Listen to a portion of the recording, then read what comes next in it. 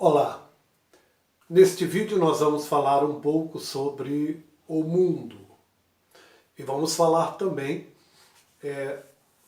qual é a relação do mundo para com o cristão e qual deve ser a relação do cristão para com o mundo.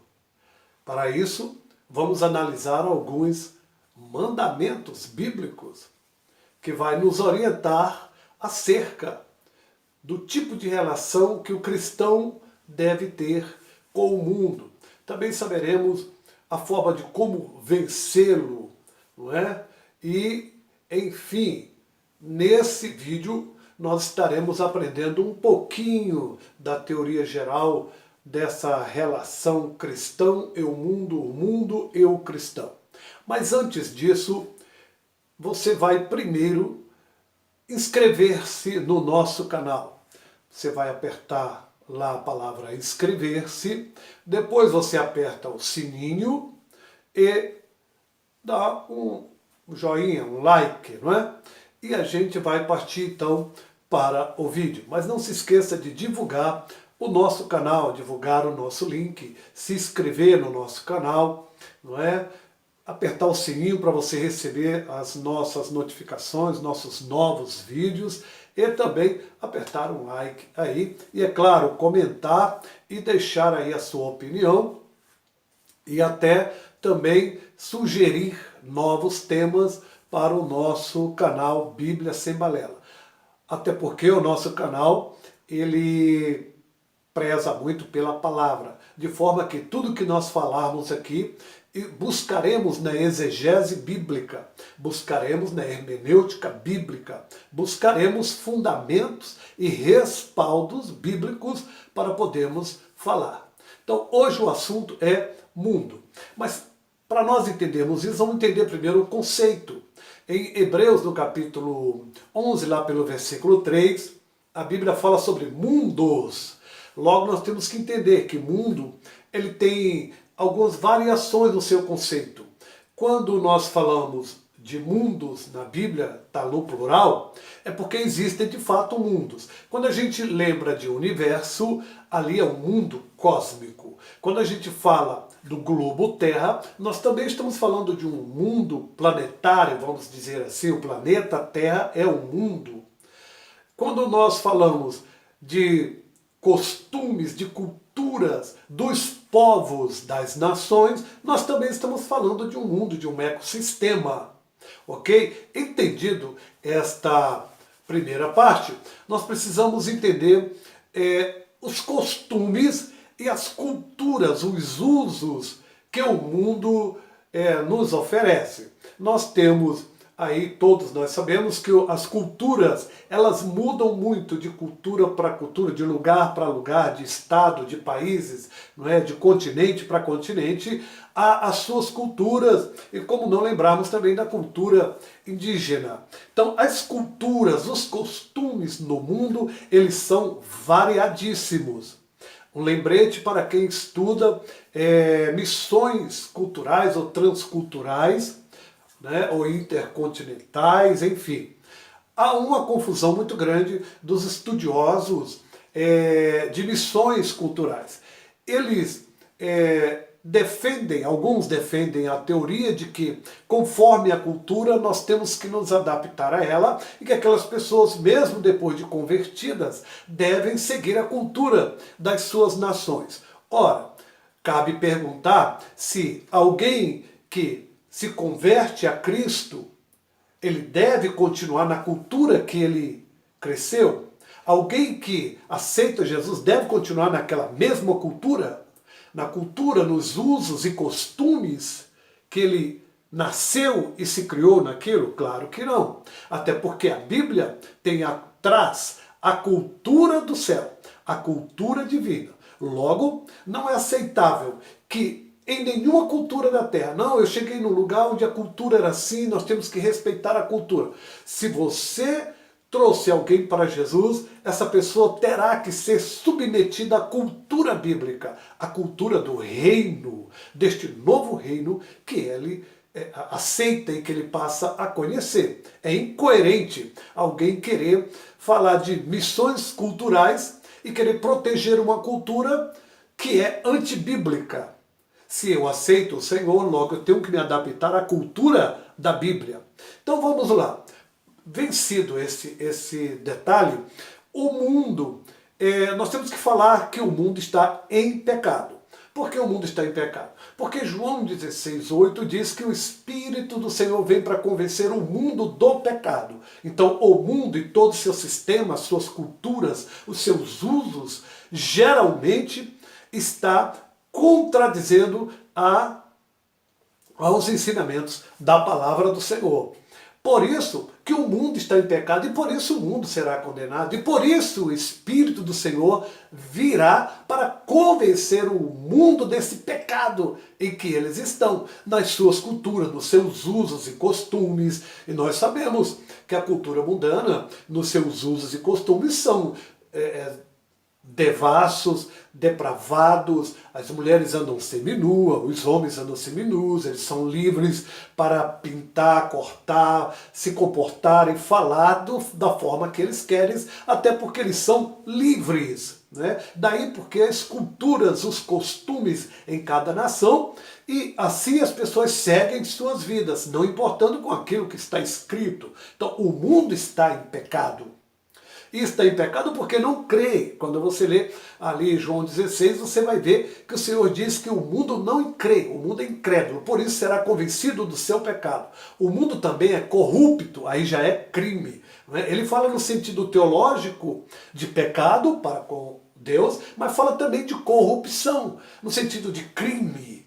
Não é? O mundo é corrupto, Tiago 1:27. O que eu digo, eu não vou abrir o texto bíblico, mas você pode abrir em sua casa, porque nosso canal é o canal Bíblia Sem Balela. Então, lá em Tiago capítulo 1:27, o Senhor diz que o Senhor vai nos tirar da corrupção do mundo, porque o mundo é corrupto. Então, o mundo é corrupto e o mundo está em pecado. O mundo com suas culturas, com seus usos, com seus costumes. Entendido isso, cabe perguntar, por que o mundo é tudo isso? Porque o mundo está no maligno. Isso também está escrito na Bíblia. Primeira epístola de João, no capítulo 5, no versículo 19, a Bíblia diz que o mundo está no maligno. E o que é estar no maligno? Estar no maligno estar sob a sua influência, sob a sua inspiração, está guiado pelo maligno. Então, há de se convir que, se o mundo está no maligno, se o mundo está sob influência dele, se o mundo está guiado por ele, se o mundo está influenciado por ele, logo entendemos que a cultura mundana, ela não pode ser uma cultura bíblica e nem que agrada a Deus. Os costumes mundanos não pode ser um costume que agrada a Deus. E quando se fala de costumes, se fala até de leis, não é?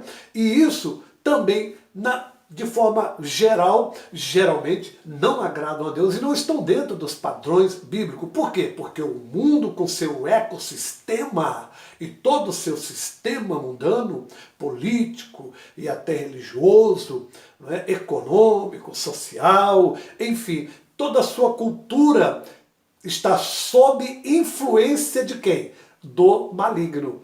Primeira epístola de João, capítulo 5:19, diz que o mundo está influenciado, guiado, inspirado pelo maligno. A Bíblia diz também, em João 16:11, que ele é príncipe do mundo. E Paulo, quando escreve em 2 Coríntios 4, ele diz que ele é o Deus deste século. Então, entendido isso, nós perguntamos, como é que o mundo está se relacionando com o cristão? Qual é a relação do mundo com o cristão? Nós já sabemos que o mundo está no maligno, sob sua influência, guiado, dirigido, inspirado. Nós sabemos que as suas culturas, é claro que tem a mão do maligno. E como é que o mundo se comporta para com o crente? Qual é a relação do mundo para com o cristão? A Bíblia diz o seguinte, que o mundo nos odeia. O mundo nos odeia. Mateus 10, no versículo 22, e também quando você lê em João 15, 19, a Bíblia diz que o mundo vos odeia. Está muito claro. Esse é o comportamento do mundo para com o cristão, mas eu falo cristão verdadeiro, é claro. Eu não estou falando de qualquer cristão. Mas a relação do mundo para com o cristão é de ódio. E o que é ódio? É aversão, é raiva. Não é? O mundo tem repulsa do verdadeiro cristão. Não estou falando de qualquer crente. Não vai me interpretar errado. Estou falando do verdadeiro cristão. O mundo odeia ele, o mundo tem aversão por ele. Todo sistema mundano tem aversão por ele, porque o sistema mundano está no maligno. Então, ele odeia, ele tem aversão, ele tem raiva, ele tem antipatia, ele tem inimizade. O mundo também nos aflige. A Bíblia diz, no mundo tereis aflições, João 16, 33. Não foi Cristo quem disse, no mundo tereis aflições, mas tem de bom ânimo, eu venci o mundo. Então o que o mundo tem na sua relação para conosco também é a aflição. A aflição é aquela persistente dor física, moral, não é? E isso é a aflição a que o mundo nos submete, ânsia, agonia, não é? Angústia. É isso que é aflição. Então a relação do mundo para com o cristão é de quê? Ódio e aflição. E por que isso? Porque o mundo nos odeia e porque o mundo nos causa angústia, persistente ânsia, persistente dor física e moral. Por que o mundo faz isso? Porque nós não somos dele. Não somos dele. Ah, peguei você agora. Nós vivemos aqui, mas não somos dele. A Bíblia diz em João 17, 14 e no versículo 15 que nós não somos do mundo.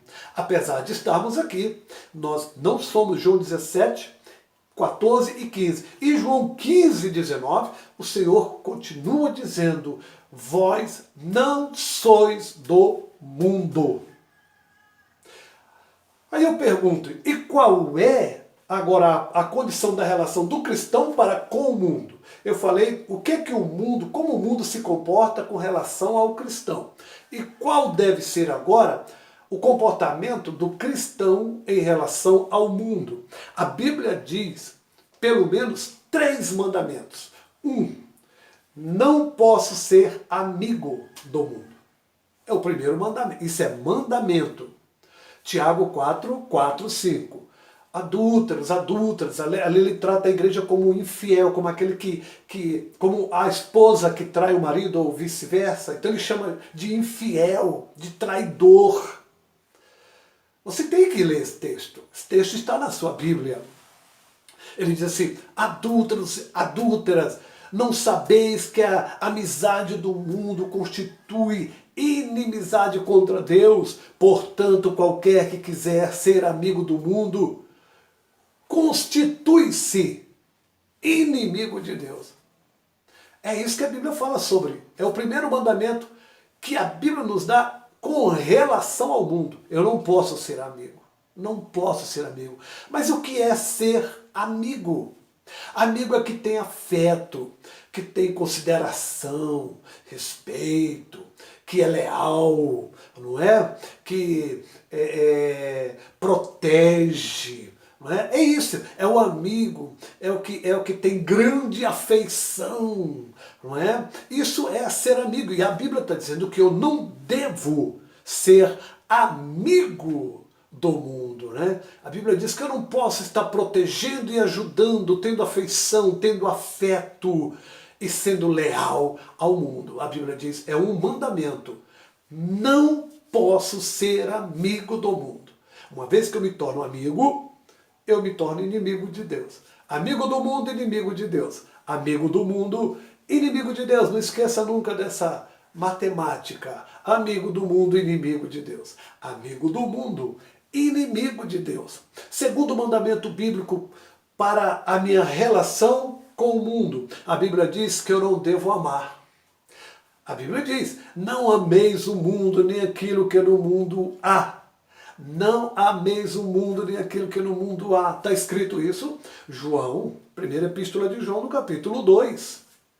Capítulo 2, 15 até o 17, ele vai falar por quê? Porque no mundo há concupiscência da carne, concupiscência dos olhos e a soberba da vida. É o que temos no mundo.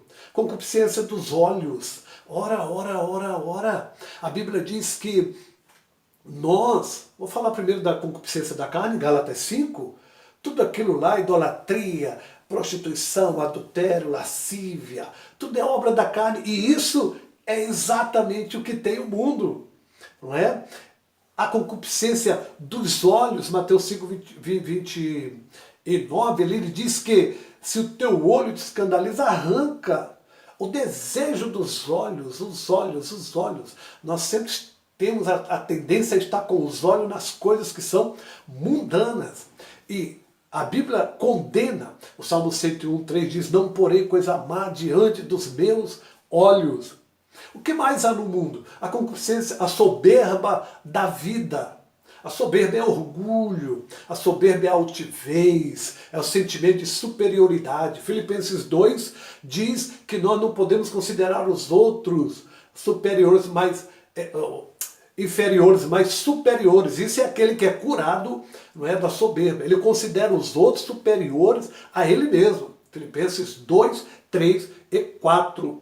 A Bíblia diz em Tiago 4, 6 até o 10 que o Senhor resiste ao soberbo, mas dá graça ao humilde. E no Salmo 101:5 ele vai falar sobre os olhos altivos, sobre a soberba, que o Senhor de fato abomina.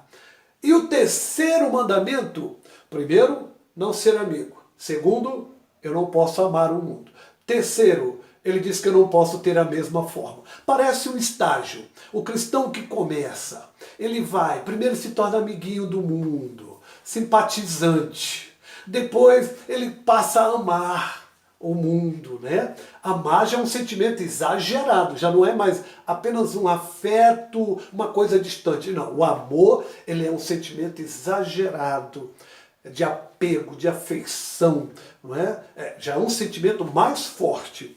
Aí o terceiro, quando o Senhor diz que eu não posso agora ter a mesma forma, é o último grau, é o último estágio do crente rebelde. Ele começa amiguinho do mundo, daqui a pouco ele passa a amá-lo também, daqui a pouco ele tem a mesma forma.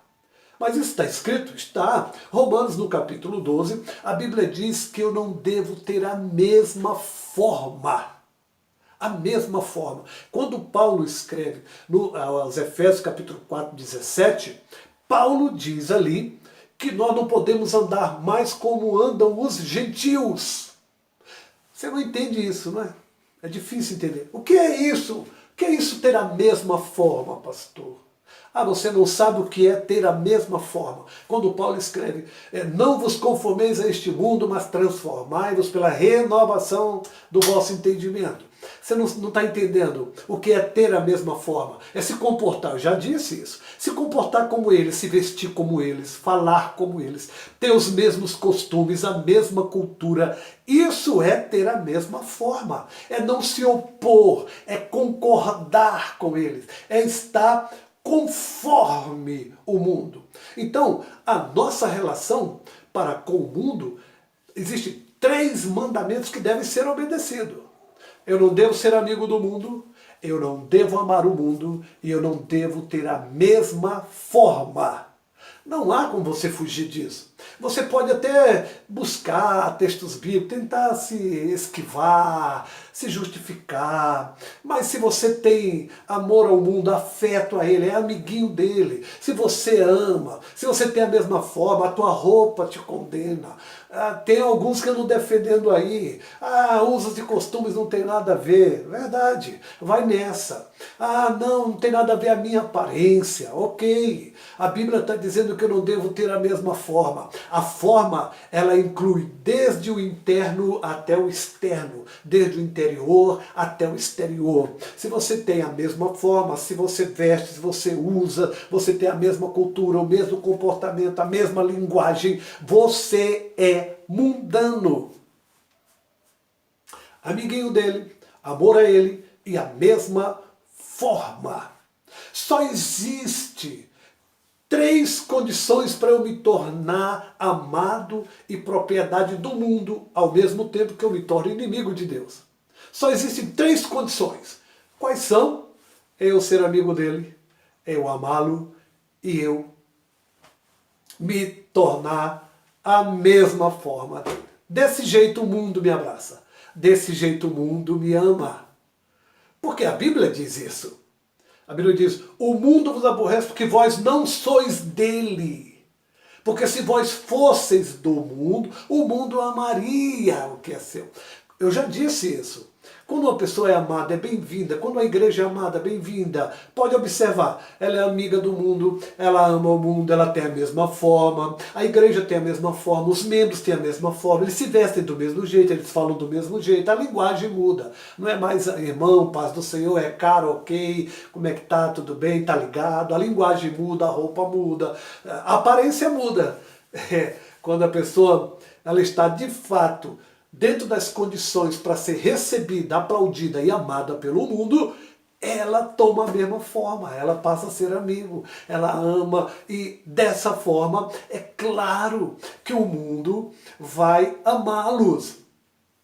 O mundo tem que ser vencido pelo cristão.